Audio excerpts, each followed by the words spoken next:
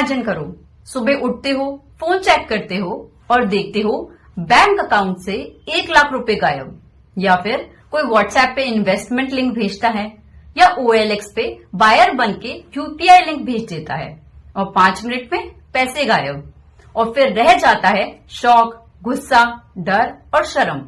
और सबसे बड़ा सवाल, अब क्या करें?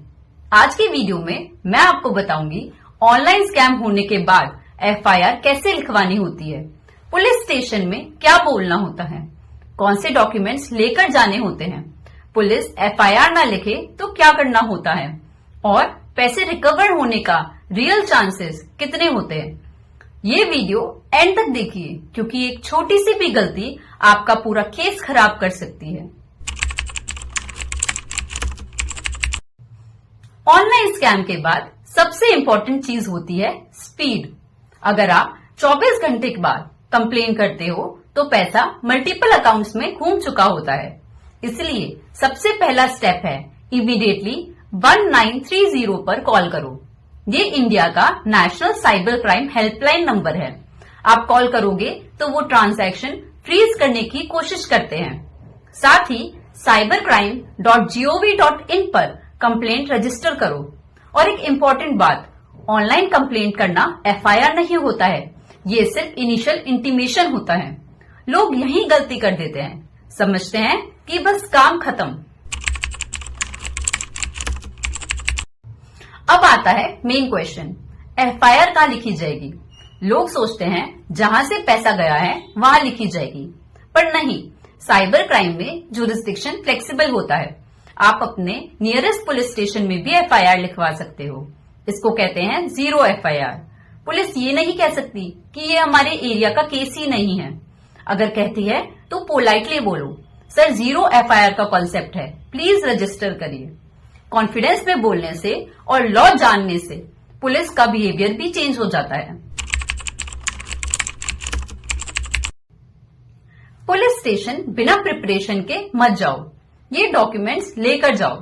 Bank statements, transaction IDs, UPI का स्क्रीनशॉट, अगर कॉल आए थे तो कॉल लॉग्स, अगर मैसेज पे बात हुई थी तो व्हाट्सएप चैट्स, अगर कोई ईमेल से लिंक आया था तो ईमेल, अगर स्कैम वेबसाइट से हुआ था तो वेबसाइट का लिंक, स्कैमर का नंबर और अपना ID प्रूफ सब प्रिंट आउट में ले जाओ।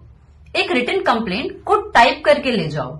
अगर पुलिस को रेडीमेड ड्राफ्ट दोगे तो काम जल्दी से हो जाएगा। कंप्लेंट में लिखो date, time, exact amount, transaction ID, scam का तरीका, और ये लाइन जरूर लिखो, I request registration of FIR and investigation under relevant sections of law. Professional language use करनी है, इमोशनल नहीं। FIR में कौन से प्रोविजन लगेंगे? FIR में नॉर्मली चीटिंग, आइडेंटिटी थेफ्ट और IT एक्ट के प्रोविजंस लगते हैं, पर आपको सेक्शंस याद करने की जरूरत नहीं है। आपको सिर्फ फैक्ट्स क्लियर तरीके से रखने हैं। और एक बात याद रखो, पुलिस अगर NCR यानी नॉन कॉग्निजेबल रिपोर्ट लिखने की कोशिश करे तो मना कर दो। साइबर फाइनेंशियल फ्रॉड एक कॉग्निजेबल ऑफेंस होता है और इसे इंश्योर करने के लिए FIR नंबर लेना जरूरी है। बिना FIR नंबर के ये मानो कि आपका केस हवा में ही है। अब आते हैं रियल इंडिया पर। कई बार पुलिस कहती है कि ऑनलाइन कंप्लेंट कर दिया ना तो हो जाएगा, या कहती है कि पैसा चला गया तो अब रिकवर नहीं हो सकता है, या फिर बोलती है साइबर सेल में चले जाओ। ऐसे में क्या करना है? पहली बात, रिटन कंप्लेंट पुलिस को दो और डायरी नंबर ले लो।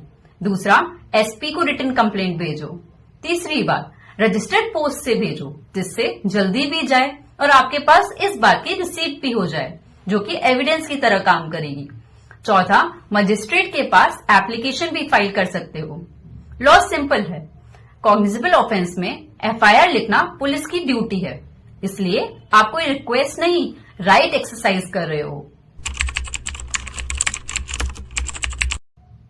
अब ऑनेस्ट बात, अगर विद इन 2 to 3 आवर्स में कंप्लेंट हो जाए तो रिकवरी के चांस हाई होते हैं, लेकिन 3-4 दिन बाद चांसेस कम हो जाते हैं। क्योंकि पैसा मल्टीपल अकाउंट्स में ब्रेक हो जाता है, इसलिए स्पीड बहुत जरूरी है। ऑनलाइन स्कैम में सबसे डेंजरस चीज पैसा नहीं, शर्म होती है। लोग कंप्लेंट ही नहीं करते क्योंकि उन्हें लगता है कि लोग क्या कहेंगे। याद रखिए, स्कैमर प्रोफेशनल भी है और क्रिमिनल भी, और आप विक्टिम हो, क्रिमिनल नहीं हो। अगर आप या आपके किसी जानने वाले के साथ स्कैम हुआ है तो ये वीडियो उन्हें भेजिए और कमेंट में बताइए क्या आपके साथ भी कभी ऑनलाइन स्कैम हुआ है। टिल देन वीडियो को लाइक करें और चैनल को सब्सक्राइब करें।